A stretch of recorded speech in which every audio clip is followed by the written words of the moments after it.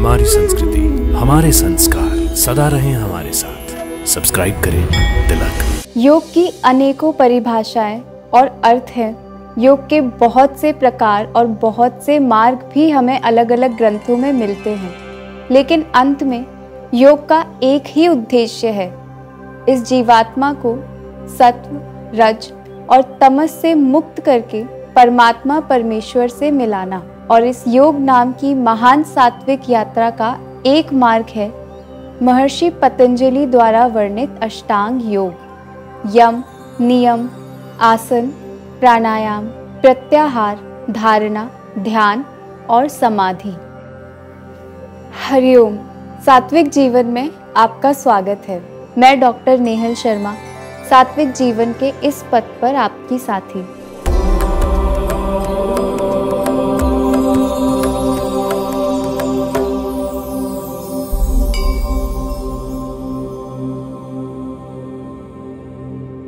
इस अष्टांग योग का पहला चरण है यम। यम को समझना मुश्किल नहीं है। इसका साधारण सा अर्थ है वो सभी कार्य करना जो आपकी योग साधना को सार्थक करें, और इन कार्यों के बिना योग की उद्देश्य पूर्ति संभव नहीं है।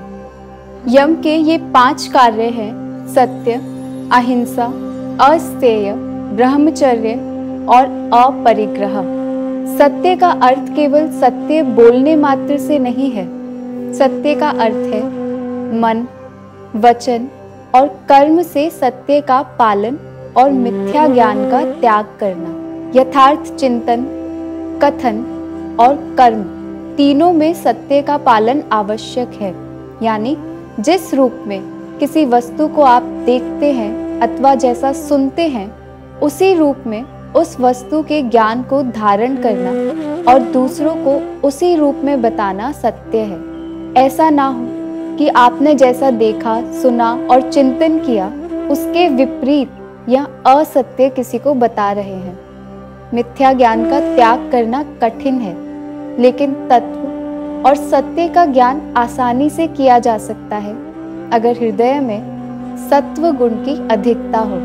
दूसरा यम है अहिंसा।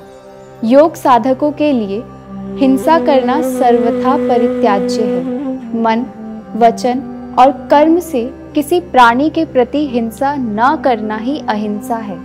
किसी को मात्र शारीरिक चोट पहुंचाना ही हिंसा नहीं है। वचनों से किसी को आहत करना भी हिंसा है, और मन से किसी के लिए बुरा सोचना भी हिंसा है। तीसरा यम है अस्तेय।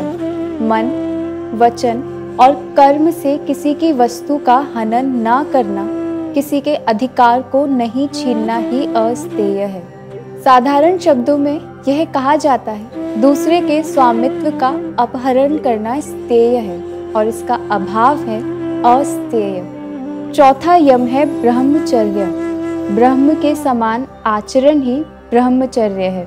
मन, वचन और कर्म में सभी इंद्रियों का संयम, अनावश्यक वस्तुओं का स्मरण, उन्हें प्राप्त करने की आकांक्षा, यह सभी ब्रह्म के विपरीत हैं, क्योंकि ब्रह्म सत्व का लक्षण ही है कामम अपेता, क्रोध अपेता, लोभ अपेता, हर्ष अपेता, ईर्ष्या अपेता और सर्वभूत समता।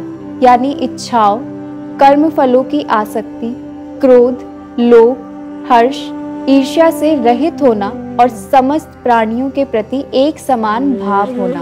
पांचवा यम है अपरिग्रह। अपने स्वार्थ के लिए धन, संपत्ति या किसी भी तरह के सांसारिक भोग की वस्तुओं में संयम न करना परिग्रह है, और इसका विपरीत है अपरिग्रह। यानी प्राण धारण करने के लिए आवश्यकता से अधिक का अस्वीकार करना या त्याग करना अपरिग्रह है। संसार के मोह से स्वयं को दूर करने में अपरिग्रह अत्यंत महत्वपूर्ण है। महर्षि पतंजलि ने इन 5 यम को सार्वभौम महाव्रत माना है, जिनका पालन किसी विशिष्ट व्यक्ति, जाति द्वारा या किसी काल अथवा परिस्थितियों में नहीं बल्कि हर समय करना है। इन 5 यम को सदैव धारण करना चाहिए। यह यम वही योग है जिसे करने के लिए आपको दिन के 1-2 घंटे निकालने की आवश्यकता नहीं है। अपितु मन, कर्म और वचन में सदैव के लिए धारण करना है।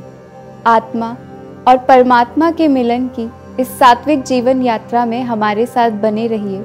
दिव्य शक्ति की कृपा हम सब पर बनी रहे। हरि ओम तत्सत।